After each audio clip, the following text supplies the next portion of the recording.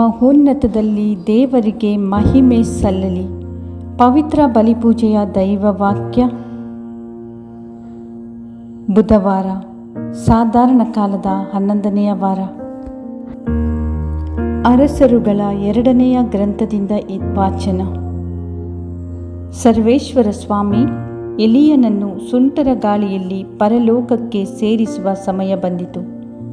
ಆಗ ಎಲೀಯನು ಎಲೀಷನಿಗೆ, ದಯವಿಟ್ಟು ನೀನು ಇಲ್ಲೇ ಇರು, ಸರ್ವೇಶ್ವರ ನನಗೆ ಜಾರ್ಡನಿಗೆ ಹೋಗಬೇಕೆಂದು ಆಜ್ಞಾಪಿಸಿದ್ದಾರೆ ಎಂದನು. ಆಗ ಅವನು, ಸರ್ವೇಶ್ವರನ ಆಣೆ, ನಿಮ್ಮ ಜೀವದಾಣೆ, ನಾನು ನಿಮ್ಮನ್ನು ಬಿಟ್ಟಿರಲಾಗದು ಎಂದು ಉತ್ತರ ಕೊಟ್ಟನು. ಆದುದರಿಂದ ಇಬ್ಬರೂ ಹೊರಟು ಜಾರ್ಡನ್ ನದಿಯ ದಡಕ್ಕೆ ಬಂದರು. ಪ್ರವಾದಿ ಮಂಡಳಿಯವರಲ್ಲಿ 50 ಮಂದಿ ಇವರ ಹಿಂದಿನಿಂದಲೇ ಬಂದು ಸ್ವಲ್ಪ ದೂರದಲ್ಲಿ ನಿಂತುಕೊಂಡರು. ಅನಂತರ ಎಲೀಯನು ತನ್ನ ಕಂಬಳಿಯನ್ನು ಮಡಚಿ ಅದರಿಂದ ನೀರನ್ನು ಹೊಡೆದನು. ನೀರು ಇಬ್ಬಾಗವಾಯಿತು. ಅವರಿಬ್ಬರೂ ಒಣ ನೆಲದ ಮೇಲೆ ದಾಟಿ ಹೋದರು. ಅವರು ಆಚೆ ದಡಕ್ಕೆ ಸೇರಿದ ಮೇಲೆ ಎಲೀಯನು ಎಲೀಷನನ್ನು, ನಿನ್ನನ್ನು ಬಿಟ್ಟು ಹೋಗುವ ಮೊದಲು ನಾನು ನಿನಗೋಸ್ಕರ ಏನು ಮಾಡಬೇಕೆನ್ನುತ್ತಿ ಹೇಳು ಎಂದು ಕೇಳಿದನು. ಅದಕ್ಕೆ ಎಲೀಷನು, ನಿಮಗಿರುವ ಆತ್ಮಶಕ್ತಿಯಲ್ಲಿ ನನಗೆ 2 ಪಾಲನ್ನು ಅನುಗ್ರಹಿಸಿ ಎಂದು ಬೇಡಿಕೊಂಡನು. ಆಗ ಎಲೀಯನು, ನೀನು ದುರ್ಲಭವಾದದ್ದನ್ನು ಕೇಳಿಕೊಂಡೆ, ಆದರೂ ನನ್ನನ್ನು ನಿನ್ನ ಬಳಿಯಿಂದ ತೆಗೆಯಲಾಗುವಾಗ ನೀನು ನನ್ನನ್ನು ನೋಡುವುದಾದರೆ ಅದು ದೊರಕುವುದು, ಇಲ್ಲವಾದರೆ ದೊರಕುವುದಿಲ್ಲ ಎಂದನು. ಅವರು ಮಾತನಾಡುತ್ತಾ ಮುಂದೆ ಹೋಗುತ್ತಿರುವಾಗ ಫಕ್ಕನೆ ಅಗ್ನಿಮಯವಾದ ರಥರಥಾಶ್ವಗಳು ನಡುವೆ ಬಂದು ಅವರನ್ನು ವಿಂಗಡಿಸಿದವು. ಎಲೀಯನು ಸುಂಟರ ಗಾಳಿಯಲ್ಲಿ ಸ್ವರ್ಗಕ್ಕೆ ಹೋದನು. ಎಲೀಷನು ಅದನ್ನು ನೋಡುತ್ತಾ, ನನ್ನ ತಂದೆಯೇ, ನನ್ನ ತಂದೆಯೇ, ಇಸ್ರಾಯೇಲರಿಗೆ ರಥರಥಾಶ್ವಗಳಾಗಿದ್ದವರೇ ಎಂದು ಕೂಗಿಕೊಂಡನು. ಎಲೀಯನು ತನಗೆ ಕಾಣಿಸದೇ ಹೋದ ಮೇಲೆ ದುಃಖದಿಂದ ತನ್ನ ಬಟ್ಟೆಗಳನ್ನು ಹರಿದು 2 ತುಂಡು ಮಾಡಿದನು. ಅನಂತರ ಅವನು ಮೇಲಿನಿಂದ ಬಿದ್ದ ಎಲೀಯನ ಕಂಬಳಿಯನ್ನು ತೆಗೆದುಕೊಂಡು ಜಾರ್ಡನ್ ನದಿ ತೀರಕ್ಕೆ ಬಂದನು. ಎಲೀಯನ ದೇವರಾದ ಸರ್ವೇಶ್ವರನೆಲ್ಲಿ ಎಂದುಕೊಂಡು ಆ ಕಂಬಳಿಯಿಂದ ನೀರನ್ನು ಹೊಡೆದನು. ಅದು ಇಬ್ಬಾಗವಾಯಿತು. ಅವನು ದಾಟಿ ಹೋದನು. ಪ್ರಭುವಿನ ವಾಕ್ಯ. ದೇವರಿಗೆ ಕೃತಜ್ಞತೆ ಸಲ್ಲಲಿ. ಶ್ಲೋಕ. ಪ್ರಭುವಿಗಾಗಿ ಕಾದಿಹ ಜನರೇ, ನಿಮಗಿರಲಿ ಅಭಯ. ನಿನಗಂಜಿ ನಡೆಯುವವರಿಗೆ ನೀ ಕಟ್ಟಿಟ್ಟಿರುವ ಬುತ್ತಿ ಅದೆಷ್ಟು ಅಗಾಧ. ನಿನ್ನ ನಂಬಿದವರಿಗೆ ಬಟ್ಟ ಬಯಲಾಗಿ ನೀಡುವ ನೆರವದೆಷ್ಟು ಅಪಾರ. ಶ್ಲೋಕ. ಪ್ರಭುವಿಗಾಗಿ ಕಾದಿಹ ಜನರೇ, ನಿಮಗಿರಲಿ ಅಭಯ. ಪಾರು ಮಾಡುವುದವರನ್ನು ನಿನ್ನ ಸಾನ್ನಿಧ್ಯ ಸೆರಗು ಜನರೊಳ ಸಂಚಿನಿಂದ.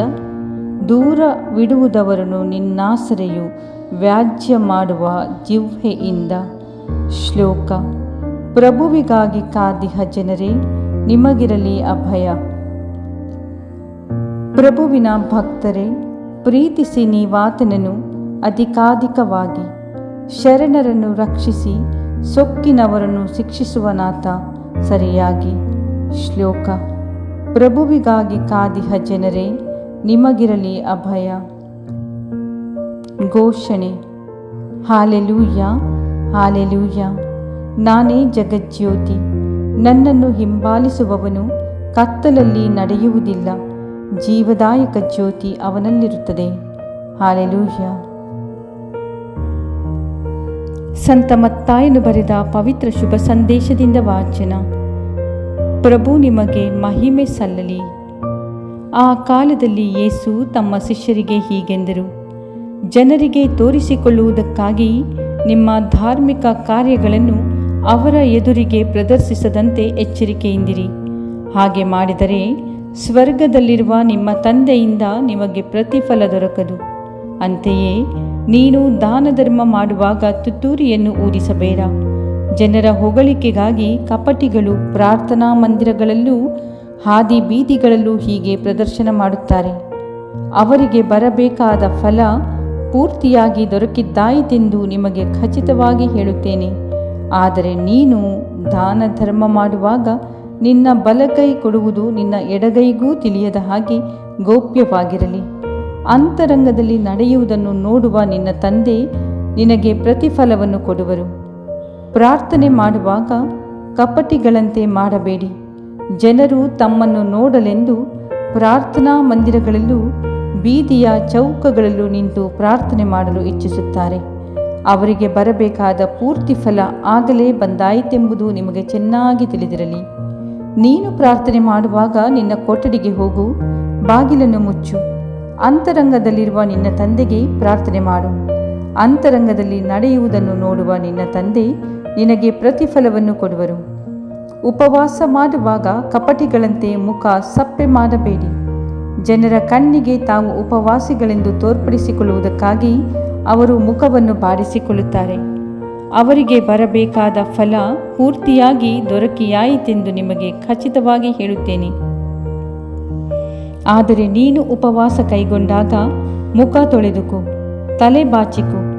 ಆಗ ಉಪವಾಸ ಮಾಡುವವನಂತೆ ನೀನು ಜನರಿಗೆ ಕಾಣಿಸಿಕೊಳ್ಳುವುದಿಲ್ಲ, ಅಂತರಂಗದಲ್ಲಿರುವ ನಿನ್ನ ತಂದೆಗೆ ಮಾತ್ರ ಕಾಣಿಸಿಕೊಳ್ಳುವೆ.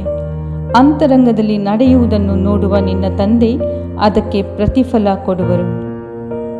ಪ್ರಭು ಕ್ರಿಸ್ತರ ಶುಭ ಸಂದೇಶ.